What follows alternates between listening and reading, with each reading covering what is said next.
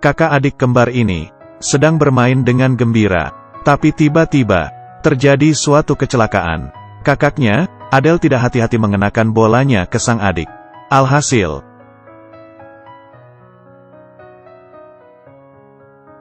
adik berubah menjadi koma. Adele mencari dokter paling bagus di kota. Tidak ada yang bisa mengobatinya. Dai sangat sedih dan menyesal. Tapi juga tidak menyerah. Akhirnya, dia mendengar ada seorang dokter yang bisa menyembuhkan adiknya. Dia adalah dokter pribadi Firaun. Sangat jelas, rumor ini sama sekali tidak dapat diandalkan. Tapi demi adiknya, Adele memutuskan untuk percaya. Tanpa ragu dia datang ke gurun pasir dan meminta bantuan dari penduduk sana. Menemukan tempat peristirahatan Firaun. Tapi ada banyak organ di dalamnya. Beberapa orang tidak berani bertindak gegabah.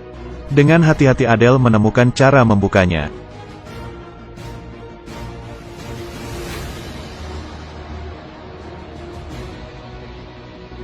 Cairan aneh pun mengalir keluar. Dan bentuk asli makam muncul. Dokter pribadi Firaun ternyata ada di sini. Dan ada beberapa barang berharga. Beberapa orang senang melihatnya. Tapi tiba-tiba, orang lain yang lebih parah, yaitu jatuh ke dalam lubang. Dan badannya tertusuk. Adele tidak memedulikannya, karena dia sama sekali tidak tertarik dengan barang-barang berharga itu. Dia hanya ingin membawa dokter itu pulang. Tapi di saat itu, musuhnya tiba-tiba muncul, dan menangkapnya, lalu ingin menyelesaikannya di tempat. Titik kritis. Adele teringat sesuatu. Ternyata, cairan itu adalah bahan bakar. Adele langsung berdiri ke dalam makam. Dan peti dokter itu diterjang masuk. Mengikuti jalan rahasia, berhasil keluar. Menghabiskan banyak energi. Dia akhirnya bisa membawa pulang dokter ini. Tapi dokter melihat sang adik. Tidak ada pergerakan. Ternyata, dia telah tertidur. Dia bangun. Baru bisa menyembuhkan orang sakit. Adele putus asa. Membangkitkan mumi. Ini mana mungkin. Tiba-tiba tak disangka. Dia benar-benar mendengarkan. Orang yang bisa menghidupkan mumi. Demi menyembuhkan adiknya, Adele memanggil dokter paling hebat di sedunia. Tapi dokter telah tertidur. Hanya pria botak ini yang bisa membangunkannya. Tapi pria ini sedang di dalam penjara. Kai ini berada di dalam penjara. Ternyata, dia menggunakan kemampuannya sendiri. Dan membangunkan telur dinosaurus yang sudah ribuan tahun. Dinosaurus itu menghancurkan tempat. Polisi tidak bisa menahannya. Dan menangkapnya. Tapi Adele tidak boleh tidak ada si pria botak. Dia kepikiran cara untuk membantu si botak melarikan diri dari penjara. Pertama, dia berperan menjadi pengacaranya si botak. Tak disangka pengacara yang sesungguhnya berada di tempat. Sehingga langsung ketahuan Adele yang sedang menyamar. Adele tidak menyerah. Dia menyamar menjadi seorang penjaga kantin.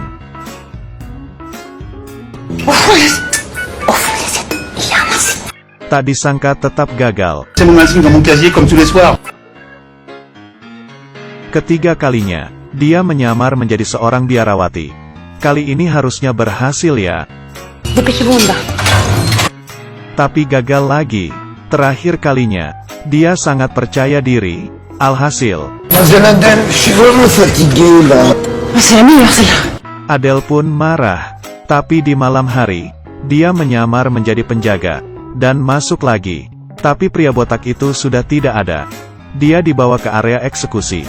2 hari lagi akan dipegal. Adele tidak ada cara lain. Hanya bisa memikirkan trik, pergi meminta pertolongan dari atasan. Tapi prosesnya sangat lucu. Tidak hanya gagal menjebak, atasan diserang oleh dinosaurus. Hampir saja mati. Di saat putus asa, dia tiba-tiba melihat sebuah surat. Dan terpikir cara untuk menolong pria botak.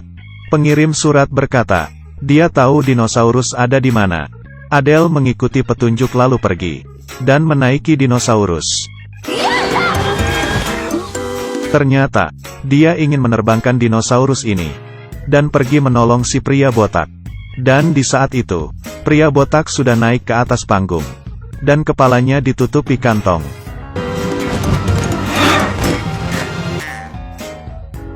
Berhasil menolong pria botak. Adele sangat senang. Di saat dia ingin membawa pulang dokter, ternyata suatu masalah. Polisi tiba-tiba menyerang dan mengenai dinosaurus. Karena berhubungan dengan kebangkitan, hidup pria tua dan dinosaurus terhubungkan. Dinosaurus hampir mati, maka pria botak itu juga akan mati. Adele dengan cepat membawanya pulang ke rumah. Que dois-je faire maintenant? Placer des objets anciens en cercle. Dan pria tua ini menutup mata. Meditasi di dalam hati. Tiba-tiba, barang-barang di lantai terbang melayang.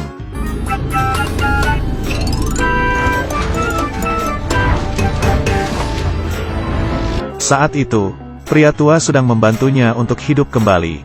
Tapi baru saja menjalankan setengah proses.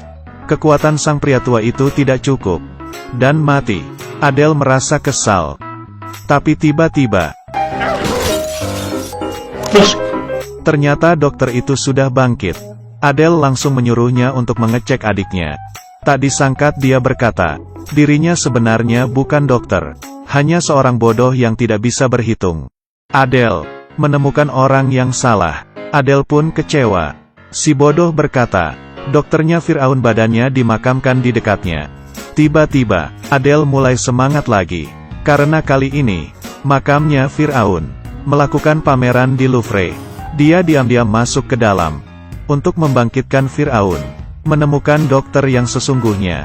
Liku-liku, mereka akhirnya sampai di depan petinya Firaun. Adele ingin membuka peti tersebut, tapi si bodoh menyuruhnya tunggu. Alors, respectons le protocole. Tidak sabar, Adele pun membuka dulu peti yang lain. Di saat semuanya sudah berkumpul, Firaun akhirnya bangkit. Tapi Firaun tidak setuju untuk menyembuhkan adiknya. Karena hal kecil ini harus sampai membangunkannya. Dia sangat tidak senang. Adele pun menangis. Ça fait 5 ans que je pleure. 5 années de souffrance à regarder ma sœur qui ne me regarde plus. Firaun pun terharu. Nos civis, mon fil à docteur. Dokter menarik keluar jarum di kepala sang adik. Lalu memindahkannya ke atas meja. Selanjutnya, mengeluarkan sesuatu yang misterius. Melakukan pencocokan, dan mengolesnya ke dahi sang adik. Akhirnya, berhasil. Agathe? Agathe! Papa, tu ferais pas la boule comme ça? Je t'assure tout de même. Kedua orang ini pun kembali hidup bahagia. Dan Firaun mulai hidup kembali di era yang baru. Vous la mobilité de nous indiquer le Nil. Mais bien sûr.